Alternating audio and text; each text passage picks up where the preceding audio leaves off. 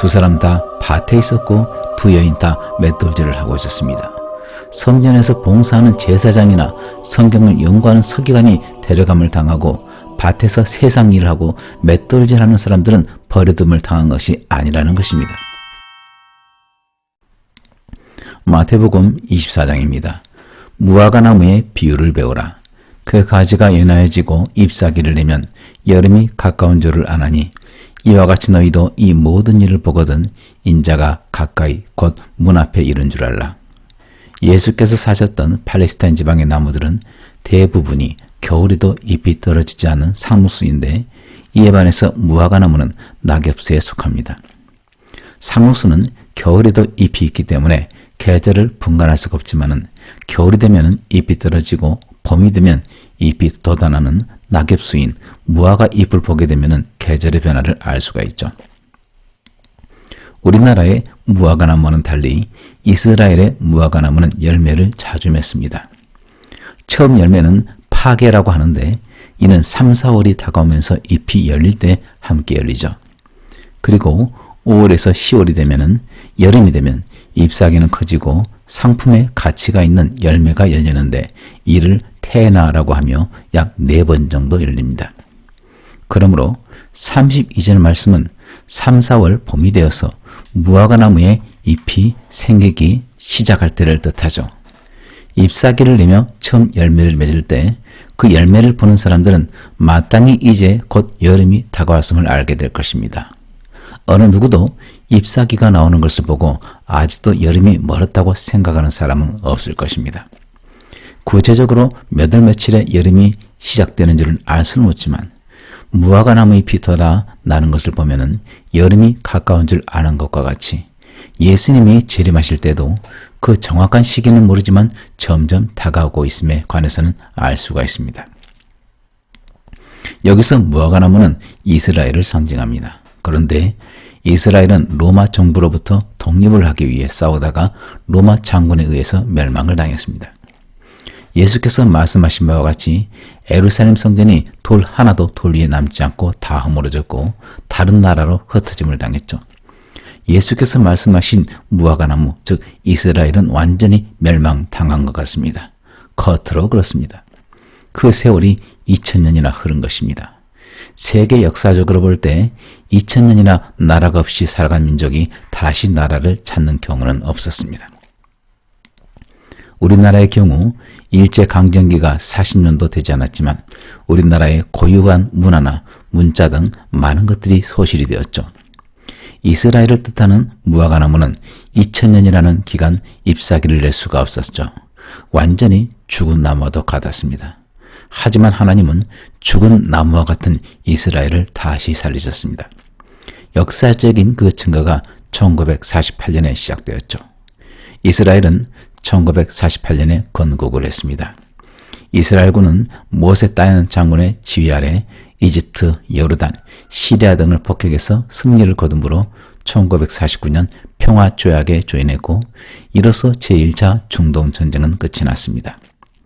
완전히 말라버려서 잎사귀를 낼 수 없을 것으로 보였던 이스라엘의 잎사귀가 나기 시작한 것입니다. 예수님은 이것을 말씀하시죠.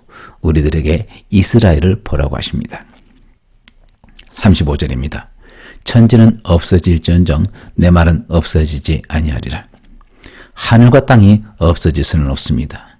우리 눈에는 영원히 존재하는 것과 같은 하늘과 땅이 없어지는 그런 날이 서로 온다 할지라도 하나님이 하신 말씀은 없어지지 않는다고 하십니다. 여러분은 어떤 것을 추구합니까? 재물인가요? 명예인가요? 아니면 이 세상에서 즐기는 쾌락입니까? 이런 것들은 추구하고 즐길 때는 영원해 보이겠지만은 이 모든 것들은 곧 사라지게 될 것입니다. 남는 것은 결코 없어지지 않는 것은 하나님이 우리에게 주신 말씀입니다. 그러므로 우리는 없어질 것, 순간 있다가 사라질 것을 위해서 살아가면 안 됩니다. 이것은 미련한 것입니다. 우리는 없어질 것들을 위해서 살지 말고 영원히 없어지지 아니할 하나님의 말씀에 순종함으로 살아야 합니다. 천지는 없어진다 해도 하나님 말씀은 없어지지 않는다는 말씀이 약간 과장되어 보이나요? 이스라엘을 보시길 바랍니다. 하나님이 지구상에서 사라진 지 2000년이나 지난 나라를 다시 살리셨습니다. 이 시대는 우리나라로 말한다면 고구려와 백제가 건국이 된 지 얼마 안 된 시점입니다. 상상을 해보세요. 2000년 전에 존재했었고 1400년 전에 이미 멸망했던 고구려 사람들이 다시 뭉쳐서 1960년대에 고구려라는 국가를 다시 건국했다고 생각해 보십시오. 이것은 있을 수가 없습니다. 인간의 힘으로는 불가능하죠. 하지만 하나님은 하셨습니다. 왜냐하면 무화과나무에 잎이 돋아나야 하기 때문이죠. 그리고 2000년이라는 기간 동안 외국에서 또 돌아다녔던 그들이 다시 모였습니다. 죽은 것과도 같았던 무화과나무에 잎사귀가 돋아난 것입니다. 이것이 바로 하나님 말씀은 없어지지 않는다는 역사적인 증거입니다. 36절입니다.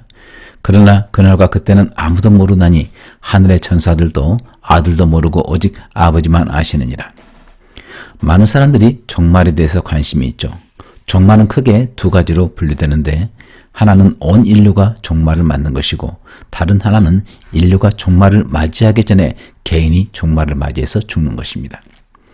전에 종말의 때에 대해서 관심이 너무 많아서 천사로부터 종말의 때를 계시받았다는 어떤 사람들이 모든 것을 청산하고 종말을 기다렸던 때가 있었습니다.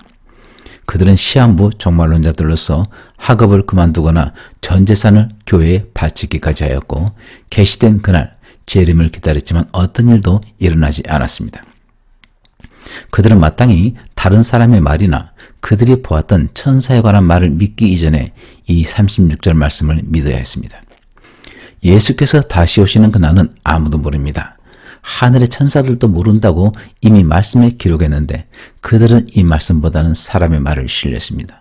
심지어 하나님의 아들이신 예수님도 모르신다고 했고 오직 아버지만 아신다고 했는데 그들은 눈에 보이는 사람, 귀에 들리는 소식을 듣고 기록된 말씀을 듣지 않았습니다.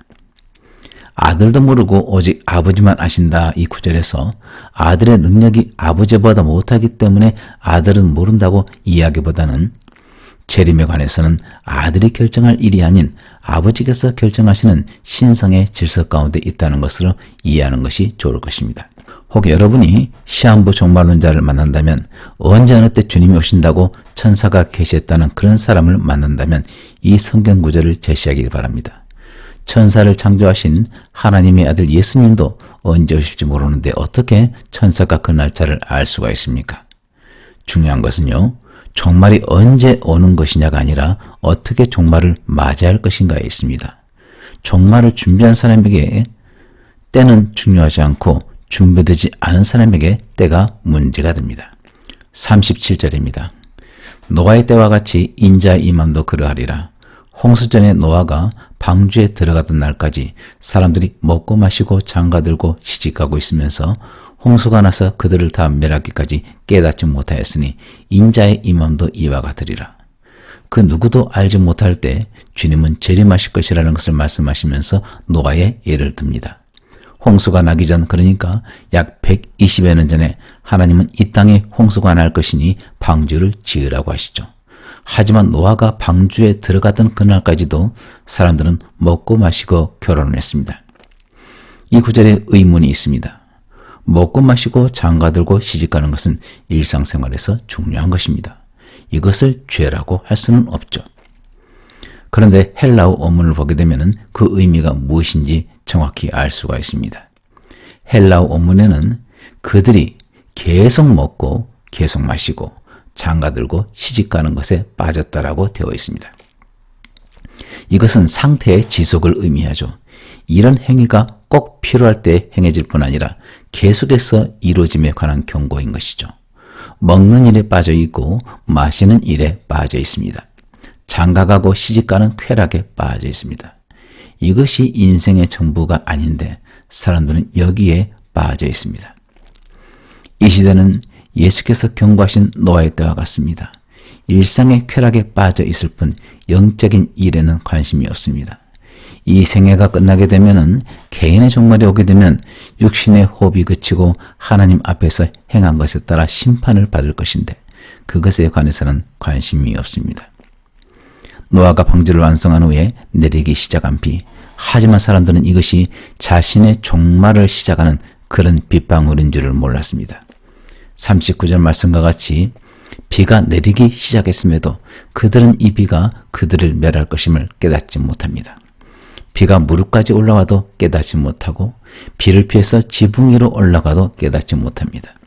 그들은 다 멸하기까지도 이것이 하나님의 심판임을 깨닫지 못하죠. 오늘날 천재지변을 보시길 바랍니다. 마치 노아의 시대에 비가 내리고 그 물이 무릎에 차오르고 있은 것 같이 지구가 몸살을 앓고 있습니다. 오늘날의 천재지변을 보십시오. 이 시대에 하나님은 많은 징조로 우리에게 경고하십니다.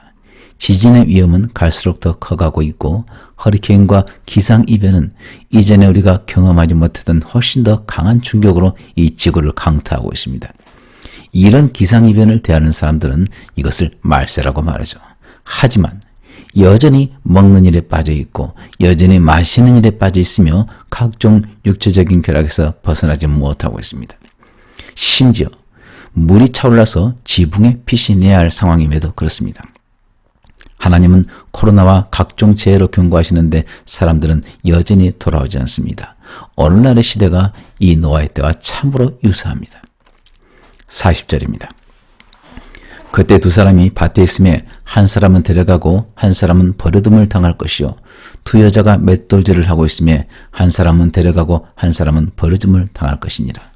당시 곡식을 맷돌로 가는 것은 여성들의 몫이었는데 무척이나 힘이 들었습니다. 따라서 두 사람이 맷돌을 사이에 두고 바닥에 앉아 매의 손잡이를 주고받으며 맷돌을 간 것입니다. 팔레스타인 사람들은 밀이나 보리로 떡을 만들어 주식으로 삼았기 때문에 맷돌질은 살아가는데 없어서는 안 되는 필수적인 것이었습니다. 여인들은 다른 맷돌을 각각 갈았던 것이 아니고 하나의 맷돌을 둘이서 갈았습니다. 데려감을 당한 사람들은 성전에서 기도하는 사람들이 아니었습니다. 성전에서 봉사하던 사람들도 아니었죠. 그들은 평소와 똑같이 밭에서 일을 하고 맷돌을 갈던 사람들이었습니다. 기독교인들은 흔히 목사는 열심히 신앙생활을 해야 마땅하고 소위 평신도인 신자들은 대충 신앙생활을 하고 세상 사람들과 같이 믿음을 내려놓고 타협을 할 때도 있어야 한다고 생각합니다. 하지만 이 말씀 볼 때 두 사람 다 밭에 있었고 두 여인 다 맷돌질을 하고 있었습니다. 성전에서 봉사하는 제사장이나 성경을 연구하는 서기관이 데려감을 당하고 밭에서 세상 일을 하고 맷돌질하는 사람들은 버려둠을 당한 것이 아니라는 것입니다. 이런 변명을 할 수 있습니다. 나는 성전에서 섬기는 직업이 아니고 세상 사람들과 같이 지내야 하는 직업이기 때문에 어쩔 수 없이 그들과 함께 제도 짓고 그들이 좋아하는 것을 따라할 수밖에 없어. 이것은 핑계입니다. 예수께서 다시 오실 때 외적으로 똑같은 일을 하더라도 한 사람은 분리되어서 하늘로 올라가고 다른 사람은 분리되어서 버려둠을 당할 것입니다. 같은 일을 할 때 표면적으로는 알 수가 없지만 주님이 다시 오시면 이들은 완전히 분리가 됩니다. 데려감을 당하는 사람은 하나님이 필요하시기 때문에 데려가시는 것이죠. 버려둠을 당하는 사람은 하나님이 필요 없기 때문에 버리는 것입니다. 필요 없는 물건이 가야 할 곳은 단 한 군데, 바로 쓰레기 소각장입니다. 지옥불의 고통이 그들을 기다리겠죠. 그러면은 똑같이 일을 하고 있는데 어떤 사람은 올라가고 어떤 사람은 버려둠을 당합니까? 그 둘의 차이는 무엇일까요? 그 답을 다음 구절에서 제시합니다. 42절입니다. 그러므로 깨어있으라. 어느 날에 너희 주가 임하는지 너희가 알지 못함이니라. 깨어있으라. 이 구절은 헬라어로 그레고레오라고 하는데 이는 지켜보다, 망보다, 정신 차리고 있다라는 뜻을 가지고 있습니다. 하나님은 무화과나무 비유를 통해서 주님 다시 오심이 참으로 가까이 왔음을 말씀하셨고 오늘날 코로나를 비롯한 각종 질병과 자연재해를 통해서 더욱 강하게 말씀하십니다. 도대체 언제 이 코로나가 끝날지 모르겠습니다. 암울합니다. 이런 재앙을 보면서 하나님은 우리에게 깨어있으라, 지켜보라고 말씀하십니다. 주님 다시 오실 날이 정말 가까이 왔음을 알라는 것입니다. 주님 오실 때 주님이 데려가는 사람은 복된 사람입니다. 그러므로 깨어있어야죠. 저는 중학생일 때 처음에 예수님을 믿고 주님 다시 오심을 기다렸습니다. 그때까지만 해도 저는 대학생이 되어서 캠퍼스 잔디를 밟을 것이라고는 생각지 못했습니다. 왜냐하면 주님이 저 대학교 가기 전에 오실 것 같았기 때문이죠. 그 어린 시절 어느 날 밖에 나갔다가 돌아왔는데 집에 누나가 보이지를 않습니다. 누나는 거듭난 그리스도인이었죠. 뿐만 아니라 당연히 있어야 될 다른 식구들도 안 보입니다. 겁이 덜컥 났습니다. 혹시 믿는 우리 집 형제들이 휴거되어서 나만 남겨놓고 하늘로 올라간 것이 아닐까? 나는 버려진 사람이 아닌가? 정말이었습니다. 나 혼자 이곳에 버려짐을 당한다면 나는 7년 대환란을 겪게 될 것인데 이 얼마나 고통스러운 일인가요? 손양원 목사님의 글입니다. 먼 하늘 이상한 구름만 떠도 행여나 내 주님 오시는가 해 머리 들고 멀리 멀리 바라보는 맘, 오 주여 언제나 오시렵니까? 저 역시 제 아내와 같이 밖에 나갔는데 하늘에 이상한 구름이 뜨면은 혹시 주님 오시는 게 아닌지 하면서 서로 이야기를 나눴던 적이 있습니다. 며칠 전에 욱신거리던 어금니 하나를 뺐습니다. 입을 벌리고 마취 주사를 놓고 발치를 하는데 잘 뽑히지 않아 고통을 호소하니 잠시 다시 기다렸죠. 그 시간이 악몽이었습니다. 그리고 다시 의사가 힘을 다해서 이빨을 뽑았는데 다행히도 뽑혔죠. 하지만 아직 뽑아내지 못한 어금니가 2개나 더 있습니다. 앞으로 또 닥칠 악몽입니다. 사람마다 유형은 다르지만은 각각 어려움을 가지고 있습니다. 혹은 재물로 인한 고난이 있고 혹은 현재 불안한 삶으로 인한 고난도 있고 혹은 건강 문제로 인한 고난도 있습니다. 왜 우리 삶에는 이렇게 어려움과 고난이 있을까요? 고난이 없고 행복하기만 하다면 이 땅에 살아가는 것에 만족을 하고 예수님 다시 오심을 사모하지 않기 때문입니다. 우리는 모두 밭에서 일을 하는 사람들이고 맷돌질을 하는 사람들입니다.